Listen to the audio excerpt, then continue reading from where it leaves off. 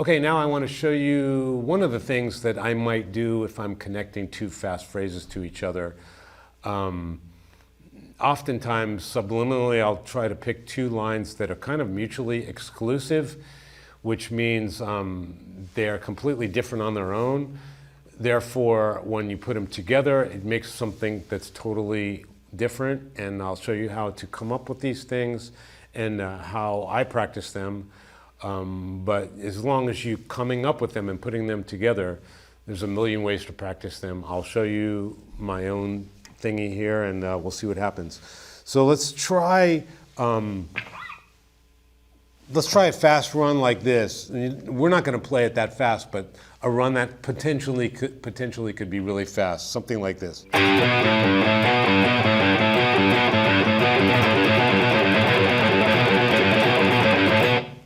Okay, a typical run like that, you see those things everywhere.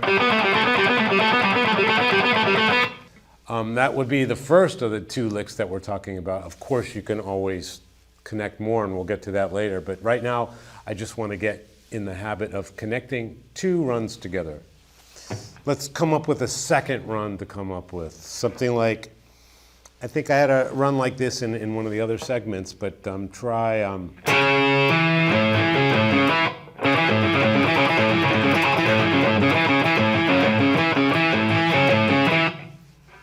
So you start with this.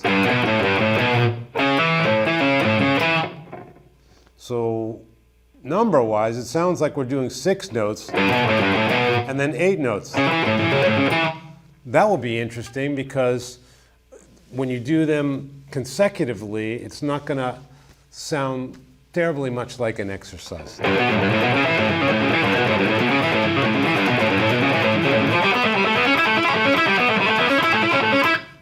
See what I'm saying? It just kind of flows out, because if you do all the things in the same number groupings, it sounds like, okay, now we're working on exercises, for example.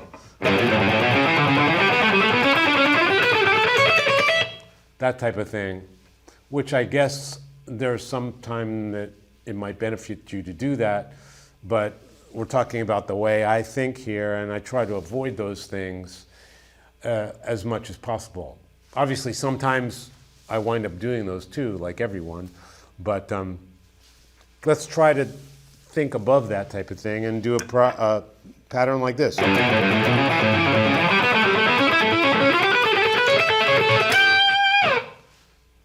So that would be a way to connect two runs that go together nicely for your fingers. And when you're coming up with your own, try to think of things that are easy for your fingers first.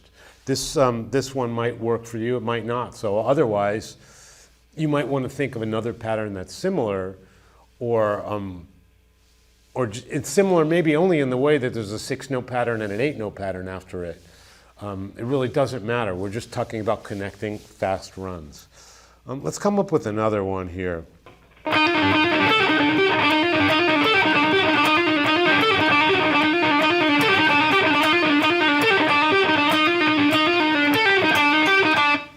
Okay, this thing here is unlike the first one. It's all kind of in the same 16th note category, all like 4 notes at a time.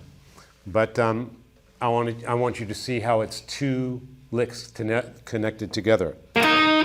So it's this here, and then, so you should be able to do this endlessly, and this one also endlessly. So now you can also do this endlessly. Or you can just do this first lick once and then the other one.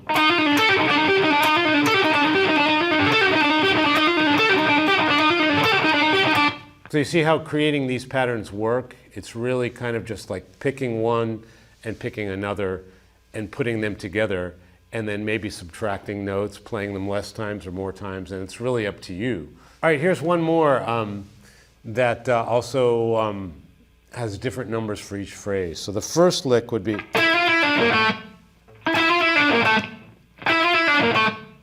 and then, so then you got,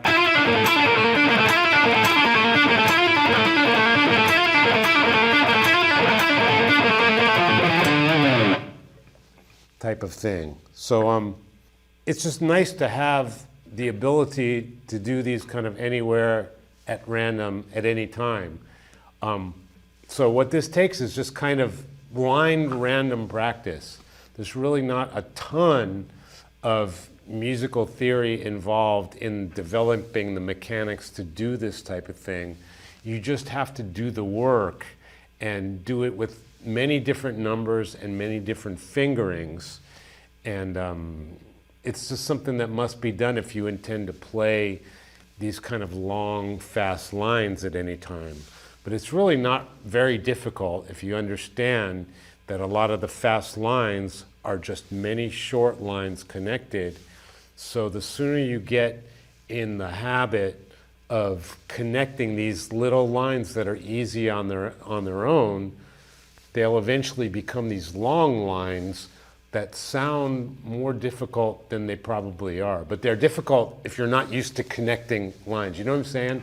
Like if you were to learn someone else's solo, it's like, oh my God, there's so many things, one after the other.